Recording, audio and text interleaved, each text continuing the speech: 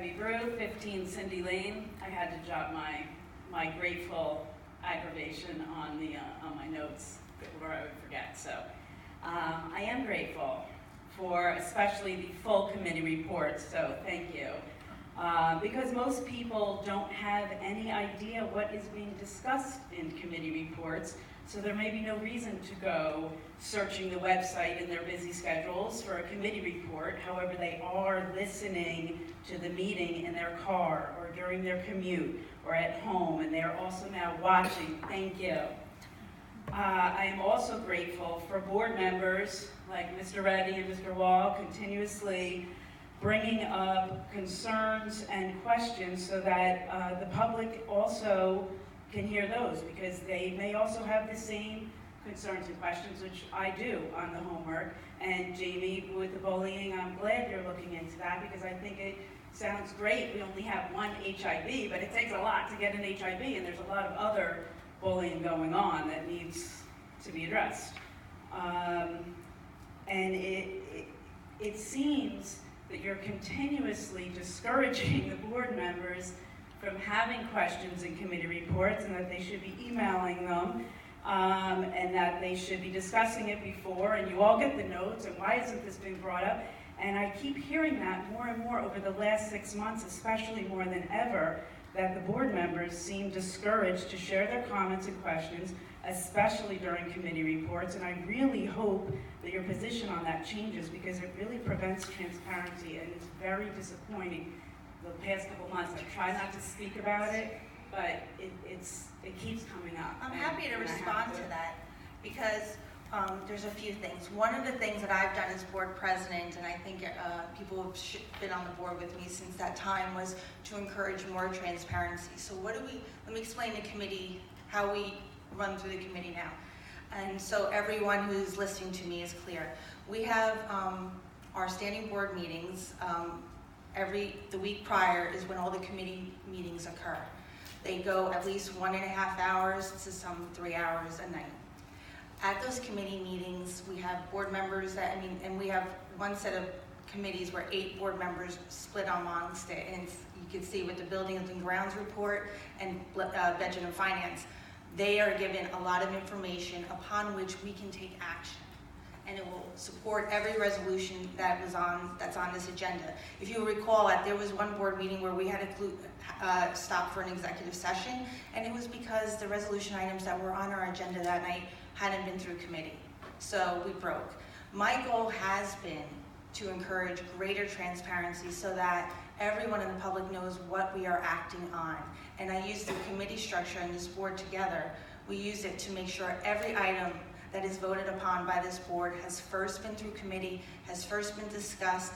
If it's not ready to be presented to the public and on a board agenda, it won't get posted to the agenda. It will be subject to further discussion by the board. So that's how we run the committees. And then what we're trying to do, and I remember Joe used to always be on us to try to get the committee notes out, is to get the committee notes out as early as possible so that people who aren't on those committees can ask those questions. And so that's how we run. So every item you see on our agenda has been through a 1.5 hour to 3 hour meeting. And then if also Dr. McGarry, he emails us when you all get your notes on Sunday, you get a note from Dr. McGarry, we get one on Saturday or Sunday as well. That includes a lot of information that might relate to our agenda items or other school-related items so that we can be as informed as possible, so that the public can be as transparent as possible on anything that we are doing as a board. So my goal has been to encourage greater transparency, not less. And I hope my feedback that I've received from the board is that that's what we're accomplishing. As far as the information, when I do say to Mr. Reddy, and Pete, I'm sorry to call you out on this, but why didn't you say something about homework earlier? It's because I've had other board members come to me, Ms. Brew, and ask me to do just that. Because they're putting in a lot of time, they're attending a lot of meetings, and they've asked me to make sure that I almost support them in terms of making sure we as a board are doing the work that we need to do before we come here once a month and act on items that are very important to all of us. So, as board president, I have to adhere to some of the direction given to me by my board. I don't intend to do it to discourage transparency. Mr. Reddy will tell you, I will usually pick up the phone if he calls me, if he has a question. I know a lot of the other committee chairs do it. We are doing everything we can to come to this board meeting prepared and ready to act. Okay. And that's and be able to answer your questions. There's another component, and that's what I've been trying to use the committee process as well, and Dr. McGarry's reports to the board, is to make sure that when we're all walking around on the streets and everyone asks us questions like, why are you guys doing this, or what's going on here, we speak as one voice. We speak as a board, and that's it, and that's all we can. So I don't ever want anyone on this board to be walking around on the streets, in the ShopRite, at the park, at Bell Works, at a Girl Scout meeting, not knowing what's going on. I want everyone to feel comfortable. And if they don't feel comfortable, and at a committee meeting, if there's information shared with us at a committee meeting, it's not ready to get this to the agenda, it's not getting on the agenda. Because that's how important I believe and our committee structure should work for us. And in light of the tremendous burden that's imposed upon us in terms of a lot of the information that we have to delve into as a board to be able to come here and do what we need to do once a month, the committee structure is the best way possible that we can act, as far as I can know. I know Mr. Wall, he likes the committee of the whole, but there's so much going on, and at times we can act as a committee of the whole. The ad hoc committee, there was a lot of I didn't come out at a board meeting and explain everything that people were saying to me, because I can't on a lot of items. But we created the ad hoc committee gave us an ability to sit down as a committee, as a board, and start looking at things a little bit more carefully with a closer lens.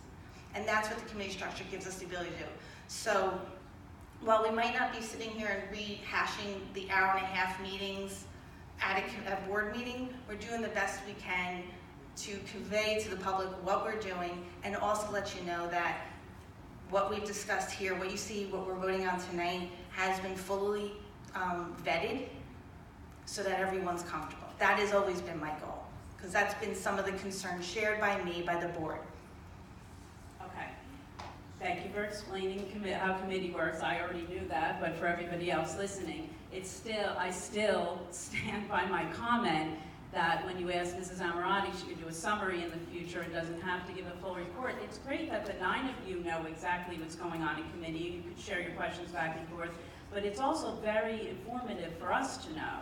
And so I know what you're saying, how it comes to an action item, but if Pete had emailed her his question about homework, then I would appreciate if you don't want them asking questions to the public that elected all of you so they can hear it, then include Pete's question in the report. I had a question about homework. Where are we now? And I think a lot of our committee chairs, when they get questions or comments, they do try to address that in the context of their committee report. And there's even times on information that I've gotten, on Mondays we have a leadership meeting, Monday or Friday, it depends.